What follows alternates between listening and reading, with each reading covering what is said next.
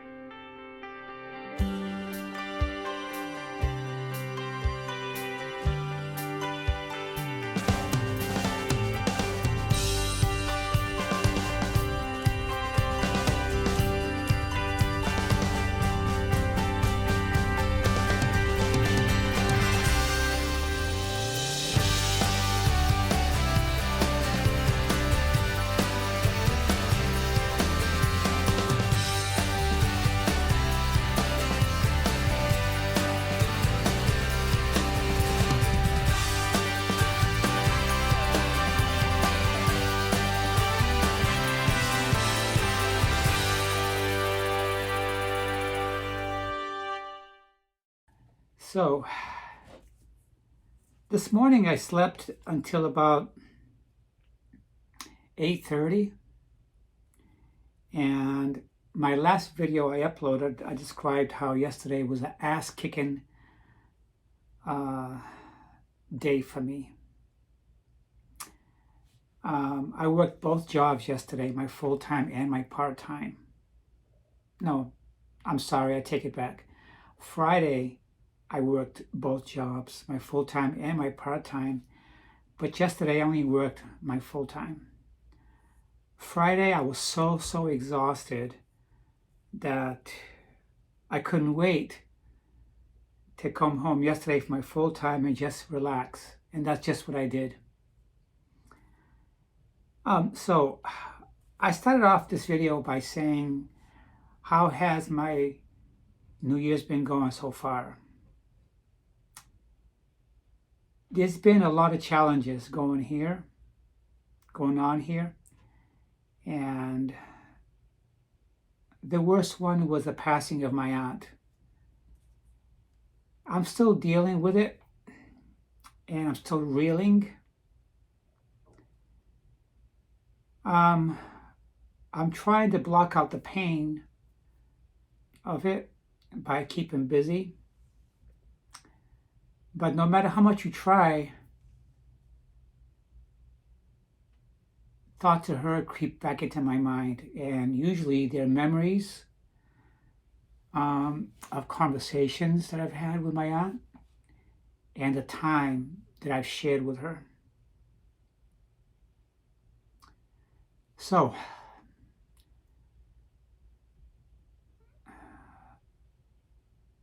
the past relationships I've had with my aunt and my grandmother were, to me, one that I would only compare to as having a relationship with parents. They were like my parents to me. My aunt and my grandmother were the cornerstones of my upbringing, because they showed me what love is supposed to be about. My grandmother showed me what love is supposed to be about. And she did this unknowingly, just by being herself. My aunt was the same way.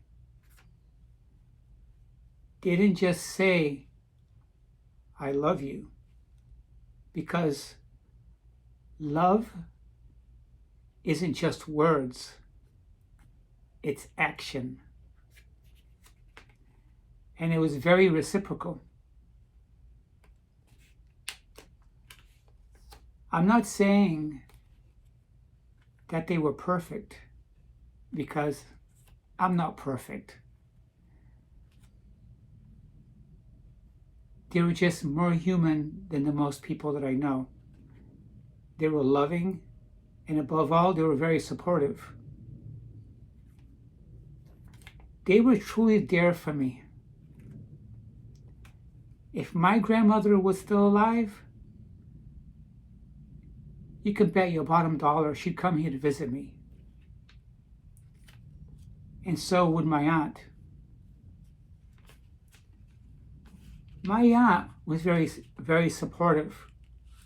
She was very open-minded. Not just to me, but any ideologies that she might have had, she would have been supportive, and she would have showed it by words and action. She understood what it means to be a human being. She had many friends.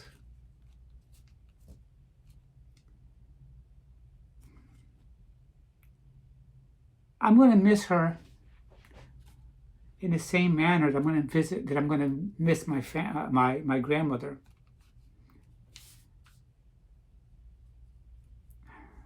Let me talk about my parents now.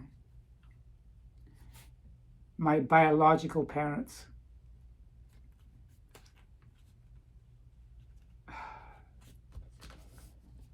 I can't say 100% for my parents what I'm saying for my grandmother and my aunt.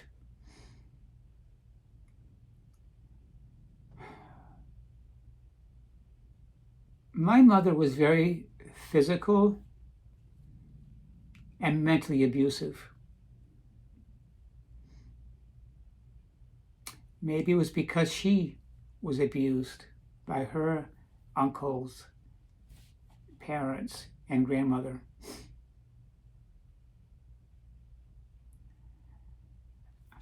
I've been living in Florida now for 20 years. 20 years. I've been up to visit my parents despite the way I was treated countless of times, because I'm trying to maintain peace with them and respect them. I've gone in the winter, I've gone in the spring, I've gone in the summer. I've driven up there and I have flown up there.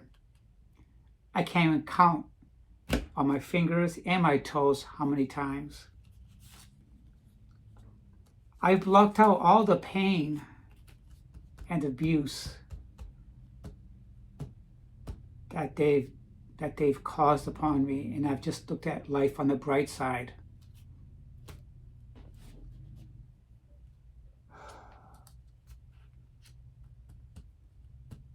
How many times have they been down here to visit me? Not once. Not once.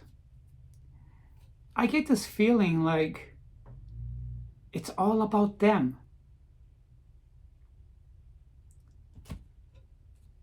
You might want to say that they're old-fashioned, that they're old traditional.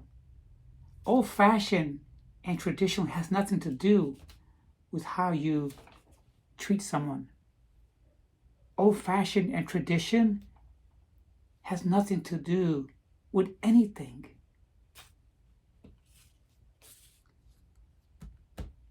When people focus just on their own needs and not of others, what does that tell you about them? I want to give you an example.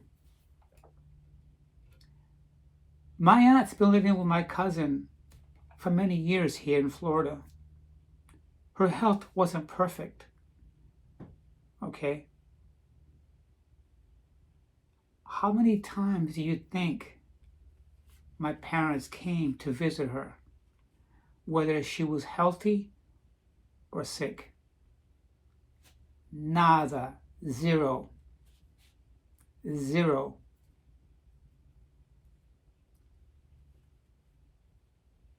They never think twice about hopping on a plane to go to some island just southwest of Africa.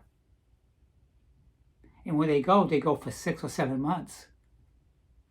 And they go back to their little hideaway in New Bedford, Massachusetts.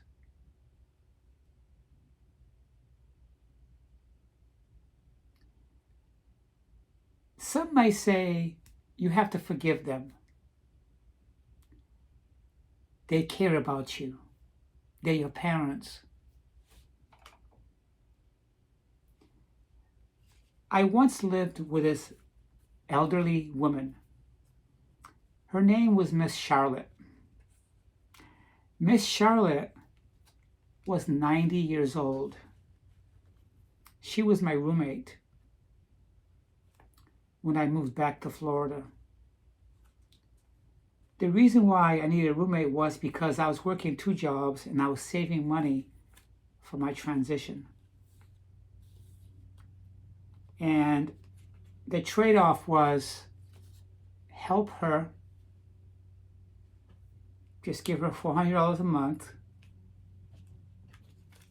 and I will be saving money for my transition.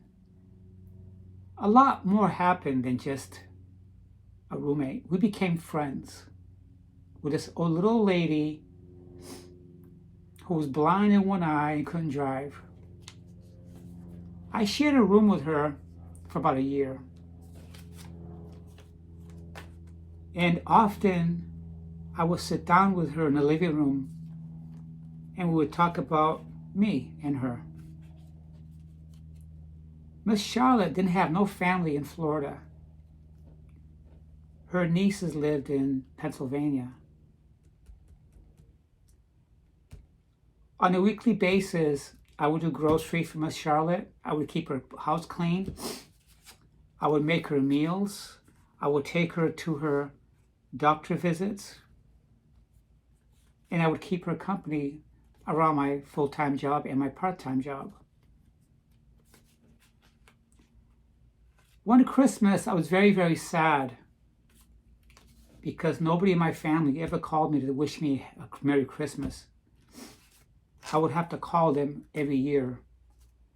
If I didn't call them, I wouldn't hear from them. So one Christmas, I was very, very sad, and I broke down, I cried. And I told Miss Charlotte, I don't think my family really loves me. You know what she told me? This 90-year-old woman? She told me, fuck them. You don't need them. This is coming from a 90-year-old woman. This is the woman I would sit down in her living room, I would set up a Christmas tree, and I make meals for me and her, and we would listen to country music. Country music wasn't my thing, but I knew she loved country music. And I remember one Christmas we were listening to Toby Keith, And the song that he was singing was about how his ex-wife left him, and now she had somebody else in her life, but he would drive around her neighborhood and see a pickup truck in her driveway. And it was a very sad song by Toby Keith. And I said to Miss Charlotte, are you listening to the lyrics of the song? And she says, yeah, I'm listening to it. I think he's a sucker. I go, why did you say that? Well, because he's still hung up on her. And she's moved on with her life, but he's driving around her neighborhood to find out who's parked in her driveway. He's a sucker because he's still holding on. Miss Charlotte had a very sharp wit.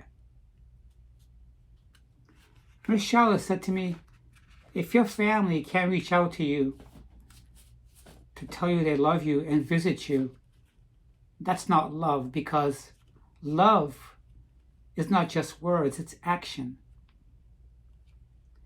Some may say that your parents are old and your father is suffering from dementia and they're sick. They're so sick and they're suffering from so much dementia that they fly away to Southwest Africa every single year in 8 months.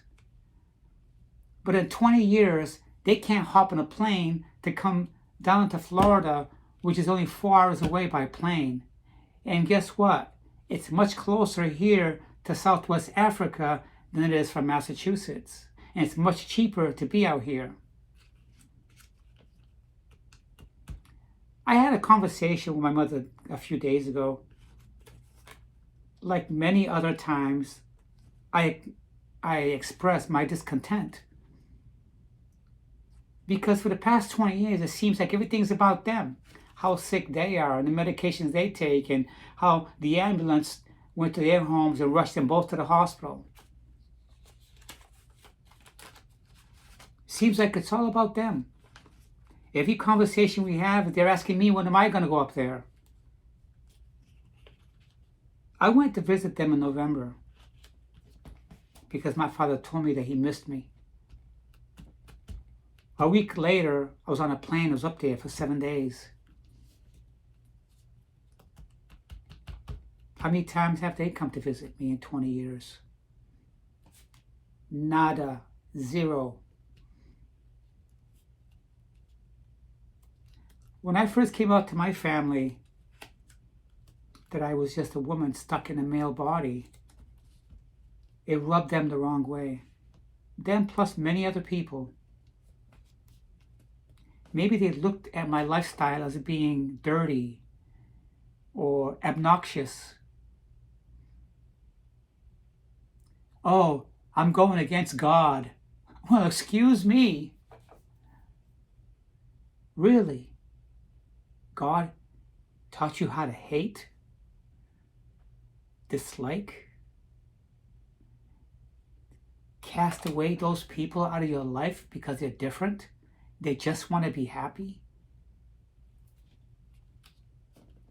They ignored me for 7 years. For 7 years, I sent cards to Cape Verde. I sent cards to Massachusetts, Christmas cards, holiday cards. For 7 years, those things went unanswered and ignored. I heard every name. I heard every name in the book concerning me.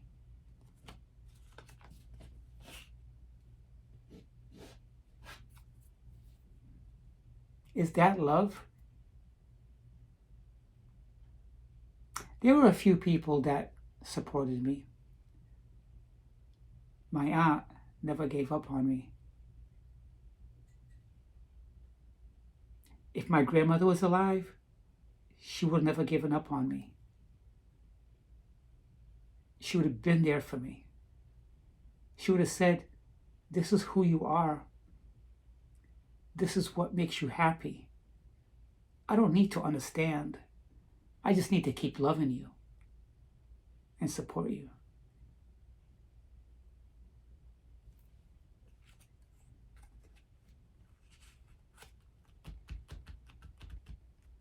Yeah. If my aunt lived in Alaska and she was ill, I would have still been there in a heartbeat. I'll give you a good example.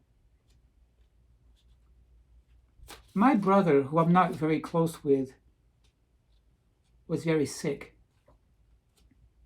because he went to work and didn't wear the correct PPE, personal protection equipment, and he inhaled fiberglass insulation.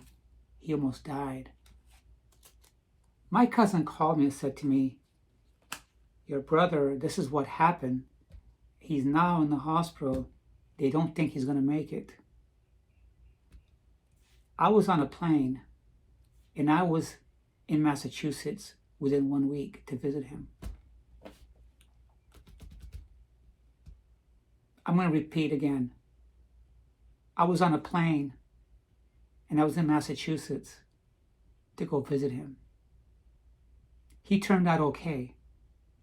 That's irrelevant, but I was there. I would do anything for my family at a drop of a hat.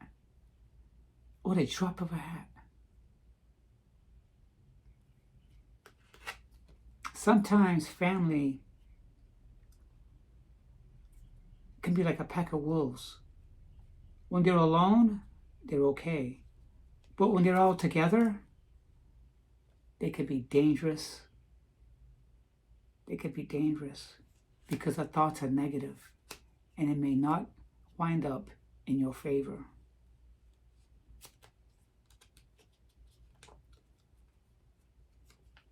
A week ago, I spoke to my brother Alan.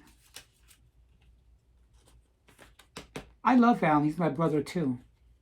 If something was to happen to him or not, I would be there in a second if he needed me. The conversation I had with Alan went something like this. Our parents is alive because of me. We don't understand how you can live so far away from your family. I just don't get that, he said. Yeah. But when my family needed me or need me, I'm there in a heartbeat. In a heartbeat. If I needed them and I was here in Florida sick or bedridden or in the hospital, would they be here for me? I'm going to tell you the answer is no. I spent a month bedridden at home after a major surgery. I didn't get one single phone call from my family. Not one single phone call from my family.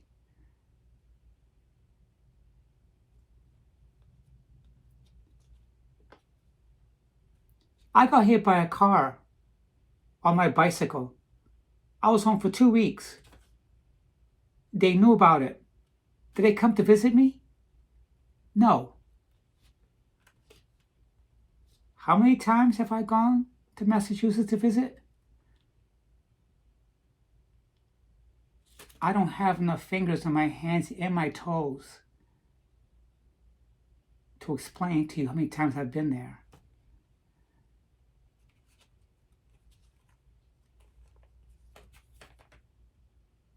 But I still love them. But I'm never going to go up there again because love is action, not words, not words.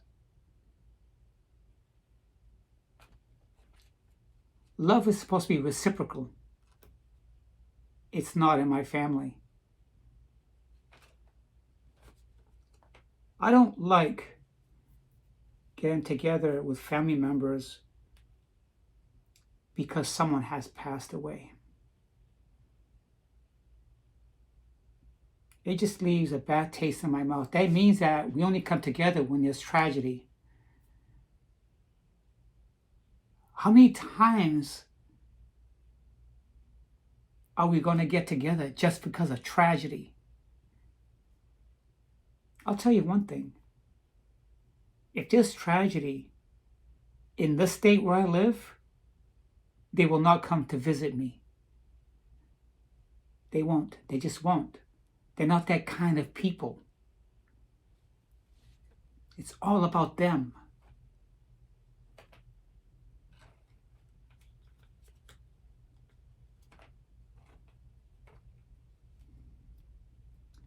Can you imagine being in a hospital with your body, your bottom stuffed with gauzes and tubes and blood, and you're passed out?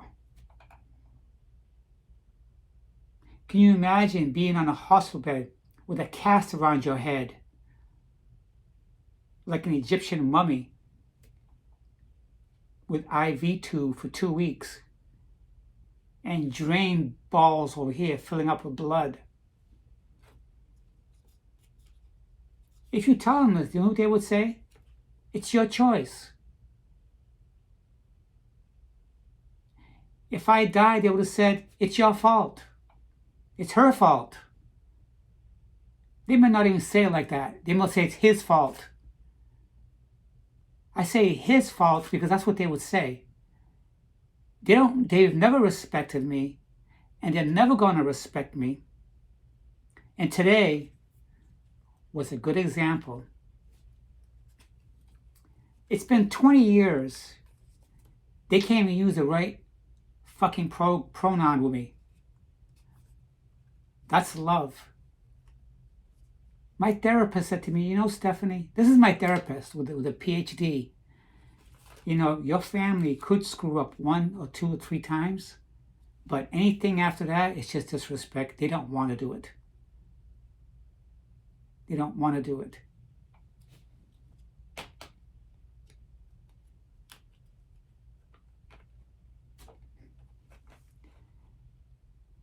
I refuse to be stompled on by people. I refuse to be stompled on by people.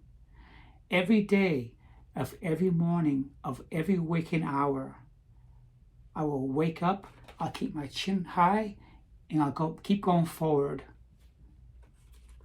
Those people that love me and want to be in my life will support me no matter what I'm going through in my life. And I will be there for them. The ones that haven't and do not, I can't even think about them anymore.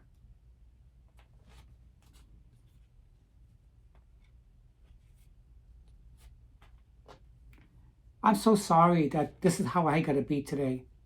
I called my mother up today because she's been calling me all day, yesterday and today. I just didn't feel like talking. I'm in a slumpy mood because my aunt just passed away. I just been going to work and blocking many thoughts and feelings out of my way just to clear my mind and clear the air.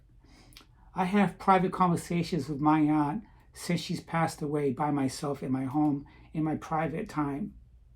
So I don't want to talk to her about anything. I just don't want to have any condescending conversation in my life with anybody right now. So she called me a couple of days ago, and I told her that I don't think I'll be visiting Massachusetts anymore. Oh, she says, oh, why? I said, because I've been living here 20 years, and I've just went to visit you guys in this past November, and I'm just beating a dead horse. Well, you know how we are, she says. Yeah, you know how we are. We're old and we're sick. I say, but you got no problem getting on a plane going to Southwest Africa for 8 months, do you? And she said to me, well, you know, you men do what you want to do. She referred to me as you men. She said, you guys left us, meaning me, my cousins. We left them and got away from them and lived in Florida. I said, So, in other words, if we want to live in a state that's much nicer, more opportunities, and there's no winter, we can't, because we have to stay in Massachusetts and freeze our tail off in a state that don't have a lot to offer because you choose to stay there? She said, well, why should we visit yous if yous are the one that left us? I said, we didn't leave yous. We simply live here because we like living here. So therefore, they'll never come to visit us because in their eyes and mind, we just flat leave them, got up and walked away and moved someplace else because of them. It's not because of them. Everybody has a location where they want to live, where they feel happier to live. I just said that if my family members lived in Alaska, I would go.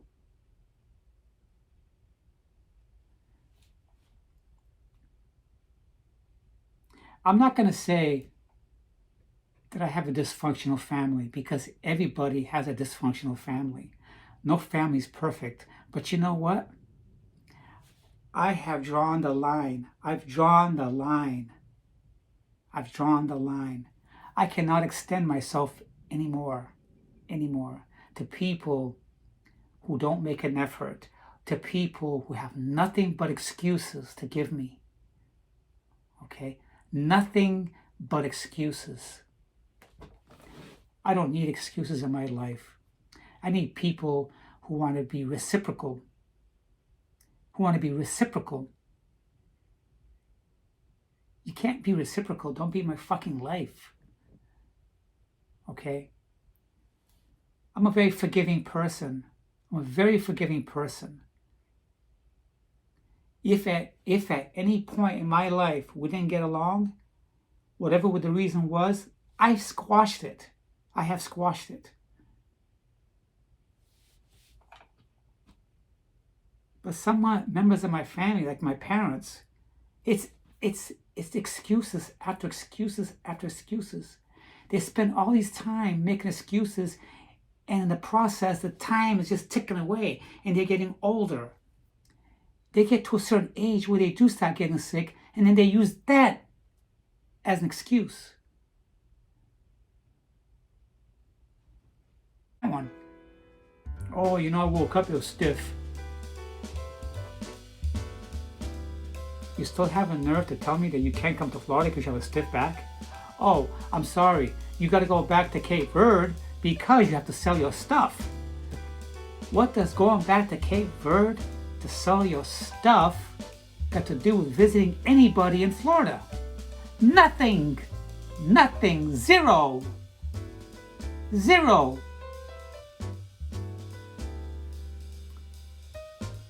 Some of us got to look at things at face value and say, no, I'm done. So I am saying today, I'm walking away from people that have no reciprocality in their lives for me. I am. And whatever happens, happens. I'll just have to deal with it and be around those people that do want to share their time with me. Okay? I live in the same planet that you guys do. I'm a breathing, walking, thinking, loving human being. I'm not a thing. I'm not a thing. To you guys watching this video, I just needed to vent this out. I needed to vent this out because I just need an honest soul in my life too. I exist. I hope you guys have a nice weekend, and I'm not trying to ruin your weekend. I'm just venting because I'm a real human being. Okay? My life is an open book. I'm not pretentious. I don't pretend to be anything or anyone. I'm just being me. Just being me.